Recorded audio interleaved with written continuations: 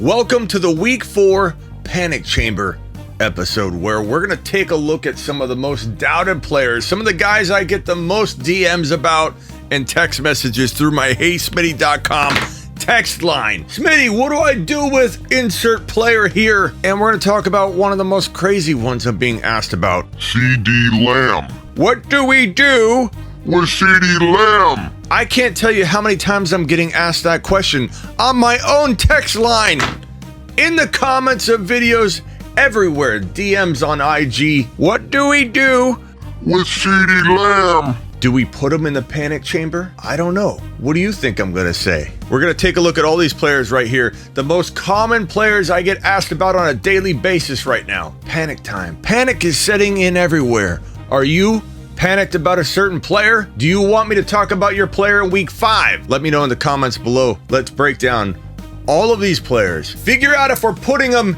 in the panic chamber. The fantasy football show begins now. This is the Fantasy Football Show with your host, Smitty.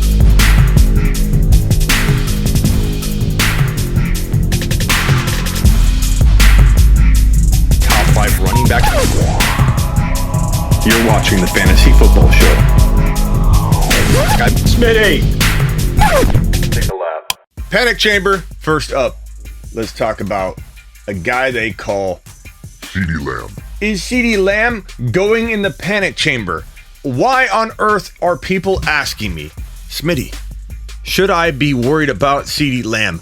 Or the most common question I get, and I'm really shocked. It's almost like these people know each other because the same phrase is being used. I don't know if anybody's seen it somewhere. The exact phrase people are asking me, literally word for word, is what do we do with CD Lamb? Literally word for word. My typical response, if I'm not calm and collective about it, is, what do you mean, what do we do with CD Lamb? We've only played 3 weeks of football. He blew up in week 1. He didn't explode in week 3, but he didn't do horrible. He was involved. What do you mean, what do we do with CD Lamb? He is nowhere near a player we put in the panic chamber. He's no panic zone player, but because people are going, let's panic about CD Lamb. Smitty, what do we do with CD Lamb? Because I'm being asked that question so much, I know for a fact we can buy Lamb for lamb chops. We can buy lamb very cheaply, people. Panic is amazing for fantasy football. It means we can buy low. He is what we call buy low material. He is what we call people freaking out, and now we have an avenue to go get a top 5 potential wide receiver at value ranges that are way below top 5 wide receiver value. Right now, you can go trade a Mike Williams probably for CD Lamb, the way people are talking about him and throwing his name around. A Lockett and something small. A Mike Williams and maybe something small. Maybe you can't do it straight up, but you could probably give a Cordero Patterson some window dressing, add it to a Mike Williams offer or a Lockett offer. Doing good at running back, and you got Chris Carson, sell him high for a CD Lamb. Got an injured AJ Brown. People are panicking about him. We'll go over AJ Brown in a second, but maybe you can make somebody give you a CD Lamb for AJ Brown if you give him like a Brandon Cooks or something. Not doing well, and have a guy like Cooper Kupp, who we all like. I'm not saying sell Cooper Kupp low or even medium, but if you're not winning, if you're not built to win, if you've done the inward look, the honest inventory on your squad, and you know you can't win, and you've got Cooper Kupp or you've got Kyler Murray or even a Josh Allen, who I don't want you to trade at all. But if you've got to trade, you've got to trade.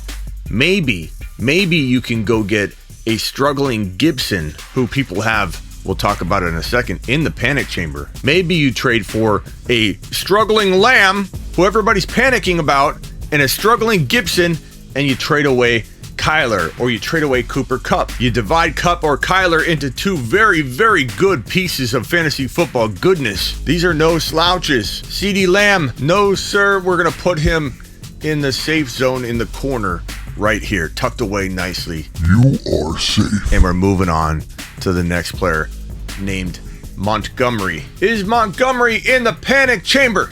Yes, he is. as is his boy A-Rob. Look, these Bears look awful, and we thought maybe Fields getting in the lineup would inject some excitement and production, but that wasn't the case in week 3. Granted, I still feel like this could turn around, and I think Fields might be talented enough, but is Nagy going to hold back Fields from developing? Is Nagy going to hold back this offense? He's calling plays. What an ironic set of circumstances. Matt Nagy has announced the play caller heading into 2021. Panic kind of sets in. We all know what that could mean, and the Bears fall apart, dissolve before our very eyes. You're damn straight. Monty and A-Rob go in the panic chamber, and I'm locking the key until further notice. Monty and A-Rob, you have just been sentenced to the panic chamber. Next up on the docket for sentencing into the panic chamber or not, Calvin Ridley. Everyone seems to be panicking on this man. In most people's eyes, he's sitting in the panic chamber. But no, not for me. Not after 3 measly weeks of football. We're ready to determine that Calvin Ridley's a bust, or we're too worried about the Falcons' offense. Look, they're going to be throwing from behind all year. That's good news for Calvin Ridley. Kyle Pitts hasn't got going yet. We're going to talk about him in 1 minute and whether he deserves to be in the panic chamber or not. But Ridley's going to be fine. He may not be blowing up, but he's got, in terms of targets, 8, 10, and 11. Receptions, 5, 7, and 8. He's got 1 TD. He could be doing better. But if anybody thinks I'm down on him, they're going to be really shocked when I tell them he could be in the top 1 to 3 overall at the end of the year come week 17's end. Calvin Ridley is the best buy low wide receiver, maybe outside of the man right behind Javonte and AB that's hiding in the corner, Diggs. We'll talk about Diggs in a minute. You could probably tell he's not going to be in the panic room by the way I'm talking him up. But Ridley and Diggs, maybe DK, there are no better buy lows walking into week 4. So Ridley, my friend, you're going nice and safely into the corner, nestled away, ready for a breakout week 4. Ridley, you're good, pal. You are safe. I think I just answered the question for Diggs. No, while everybody wants to shove him into the panic room, Josh Allen's back. And just like Josh Allen returning to everyone's good graces after 1 week in week 3, he was on everybody's panic list. People were throwing Josh Allen into the panic chamber after weeks 1 and 2. Now they love him. Now everybody's back on the Josh Allen train. All it takes is 1 week for everybody to return to their favorite player. And Stephon Diggs, give him a 2 TD, 140 game, which could happen at any moment. It could happen in week 4. Then your buy low opportunity, say goodbye to that. Out the window, and then everybody loves Diggs in the top 5 go forward. Diggs is not in the panic chamber. He's nestled away nice and safely in the corner here. Diggs, my man, you are good. You are safe. I've talked about DK. You know how I feel. Behind Diggs, behind Ridley, maybe tied with Ridley, there is no better go-get buy low player heading into week 4 before his value returns to form. Lockett's been going crazy. What do you think defenses are going to do when it comes to Lockett and DK?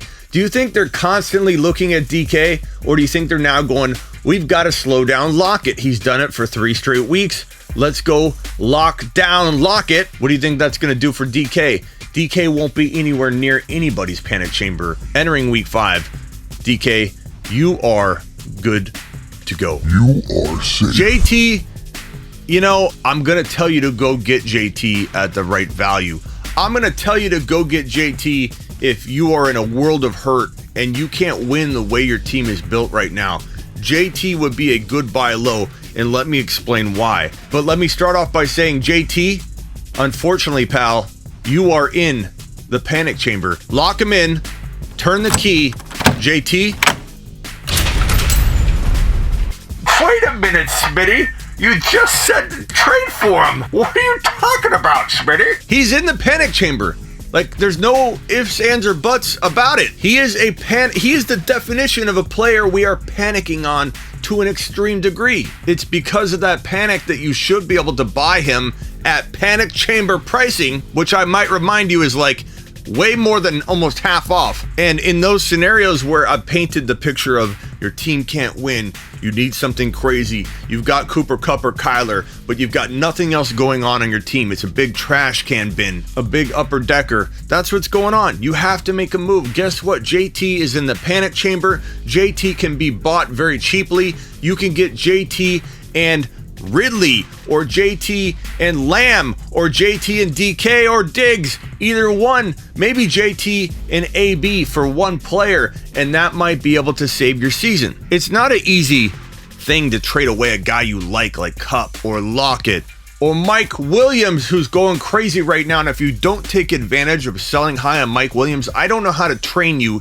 any better at fantasy football. Buy low, sell high type stuff. Like Mike Williams is the definition of you go see what you can get. It's called testing the trade waters. It's not called me telling you Mike Williams won't deliver. It's called testing the trade waters. And if the trade waters are gentle, if the trade waters are giving, if the trade waters are kind, you can turn a Mike Williams into a hurt AJ Brown and Gibson for a Mike Williams and player that you don't really care about, like Cordero Patterson, who's doing okay on your bench. That's what buying low and selling high is all about. JT living in the panic chamber doesn't mean we're not interested in buying him low in the panic chamber. We're getting this man practically at layaway type prices. An IOU, this guy costs nothing right now. But he needs to be in the panic chamber. He needs to cost nothing because he's an ultra big risk. He's an injury risk. His offense is crap. They're not moving the football down the field. But out of all the crap situations going on right now, out of all the players that look like they're in a world of hurt, a downhill steamroll effect where how the heck are they going to climb back up the hill and produce? JT is probably one of the better candidates to be a good late finisher like he did last year. Does anybody remember everyone giving up on JT and then midseason he turned it on? Expectations were ultra high for JT. He failed. Not only did he not get on the field, he failed when he got on the field. He disappointed everyone. Then he turned it around and blew up. Why do you think I doubted JT so much walking into 2021? I got a big sense that this guy was going to disappoint again. He feels disappointing. Sorry, JT. He just does. And when people hit rock bottom like that, the pressure's not on them. The offense will probably figure out ways to move the football down the field as they go through the season. He can definitely be a late season league winner if people take advantage of this and buy him at rock bottom panic chamber price tags. AB, I'm not worried about AB. Why is everybody DMing me right now or texting me on my heysmitty.com text line going, hey, what do I do with AB? The same phrase being used with CeeDee Lamb. What do we do with AB? What do you think we do with AB? We start AB. AB was everybody's favorite wide receiver one that no one saw coming, or I saw it coming. I knew he was going to be this good when I drafted him. He was a wide receiver one walking out of week one. He only played one other week. In week two, he didn't deliver. And you're telling me he goes from wide receiver one in week one, a gold mine, to 1 week and then a COVID week, which wasn't really his fault. He's on the COVID list, the injured reserve list, comes back for week 4. He's only played one bad week in between his breakout week 1 and now. And he's a panic for everybody. People are putting him in their personal panic chamber. Well, not me. He's tucked away all nice and warm and cozy in the corner here. And AB, you're good to go, pal. You are sick. And I'm buying low at every turn. Javonte, put him in the panic chamber if you want. I warned everyone he could blow up in week 1 or could take until week 5. It's not my fault people heard that, but didn't really absorb it. So it's like, yeah, Smitty, I got it, Smitty. Yeah, I drafted Javonte. I listened to you. I get it. He might not play until week 5, fully 6. I get it, but he could play week 1, right, Smitty? And yet, when it happens that it unfolds the way where you have to wait, it's like panic time. No one can accept. No one's patient at all. No one can see the light at the end of the tunnel. And this guy right here is still a top 6 to 10 running back per start. We just don't know when. And for right now, he goes over in the corner. You can buy him low. I'm not panicking because I never expected him to be a top 5 running back in weeks 1, 2, or 3. There was a hope that he would get going early. He didn't. So we wait, and eventually I believe he will blow up. You are safe. Gibson, same thing with JT here. This is not going to be easy to hear if you're a Gibson owner, especially when I'm talking him up as far as like a good trade target. But Gibson, you are in the panic chamber, pal. Lock the key. But like with JT, it makes him a good value proposition when you're trying to go attack a running back and Diggs, a running back and Ridley, a running back and Lamb, a running back and AB, a running back and AJ Brown, particularly AJ Brown, because people want to get rid of AJ Brown right now. Like I said earlier, you might be able to take advantage of getting an AJ Brown who's hurt with Gibson and give up like a Chris Carson to somebody that looks at the stats and says, oh, I love what Chris Carson's doing. Give me Carson. I need a running back. I don't even know when I can use AJ Brown. Here, take AJ Brown, take Gibson for Carson. And for AJ Brown, give me back up Brandon Cooks. Carson and Brandon Cooks, I'll take Gibson and AJ Brown. Maybe you won't, I will. Panic chamber or not, he's a good buy low. Jalen Hurts, I mean, we got to put him in the panic chamber. But only because I feel like the Eagles are capable of benching him prematurely. We've seen it before. You can't sit there and go, Smitty, they won't bench him. What do they got? They've done it before. They benched him last year, and I know that was Peterson, but you have a coaching staff and organization that has refused to back their boy Jalen. Time and time again, we hear news about them exploring trade opportunities, trading up in the draft. So much public doubt has been casted around this coaching staff and organization connected to Jalen Hurts without any of it being shot down. It would not shock me at all if they gave up on Hurts prematurely. I do believe that Hurts' upside will shine through, his talent will shine through. And for that reason, he is also, like JT and Gibson, a good buy low while inside the panic chamber environment. When you're in the panic chamber club, you can be had for pennies on the dollar. And if you've got Kyler and you can't win, I can't preface enough. Do you watch the games? If you need the trade, if you can't win, maybe you trade Kyler for Hurts and a DK Metcalf. Maybe you get AJ Brown and Gibson and Hurts for Cordero Patterson and Kyler Murray. Maybe you can trade a Tom Brady or a Stafford for Hurts and a Javonte Williams or an AB or a Ridley. Explore it. If you need a trade, explore Jalen Hurts and his value that he currently has inside the panic chamber. AB, there's reason to panic if you're like 0-3, but not in general. We're going to buy him low where we can. Probably could be out multiple weeks, but we'll see. If we find out he's out 4 or 5 weeks, we will need to readdress that. One thing that worries me about AJ Brown right now, we'll address it later as more info comes out, but he said something on IG the other day, like everything happens for a reason. There's always a plan. And while I love that attitude and I agree with him, it sounded like a statement you make when you're out for a significant amount of time. So that worries me. But for right now, I'm not panicking. I'm not selling low. I'm buying low. You are AJ safe. Brown, you're okay. Kyle Pitts, look, no one should have drafted Kyle Pitts in the 3rd and 4th round in redraft. It was so uncomfortable to watch. And while everybody's now regretting it and they're putting him in their personal panic chamber, I'm not going to panic on him. I'm going to take advantage. I'm going to come in and buy him at the regular price tag value that he should have been going for on draft day, which is like round 6, 7. And you know what? People that drafted him are going to absolutely hate him even more. Not only did the guy that drafted Pitts not get what he wanted, and he can't stand Pitts right now. He wants him off his team. Get him off my team. If he turns it around,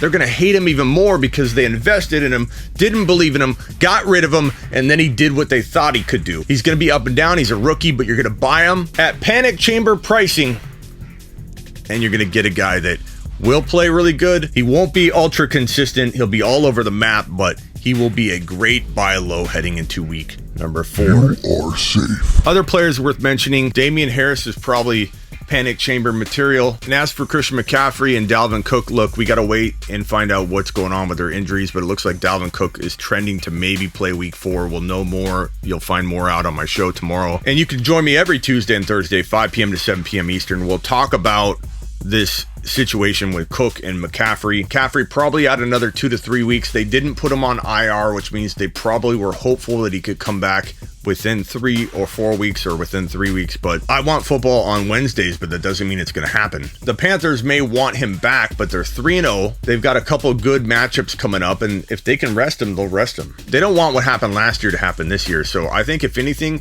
McCaffrey's more likely to be out longer than anybody wants him to be out than to come back early. But we can address that later. It certainly casts a panic type shadow over McCaffrey right now, but if you have Hubbard and you need to, because I told you to, then you're probably okay for right now. But if you don't have Hubbard, you might need to make a trade, break McCaffrey up into a doubted Gibson and DK Metcalf right now before week 4 while you still can. Bring those kind of questions to my show tomorrow, 5 p.m. to 7 p.m. Eastern. I'm live every Tuesday and Thursday on the channel. I have a big announcement tomorrow regarding the show.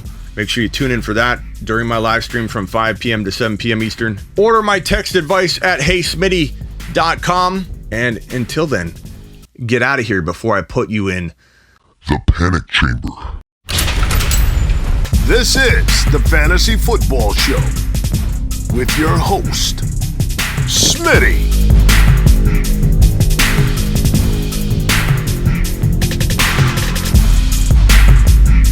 Top 5 running back. You're watching the Fantasy Football Show. Smitty.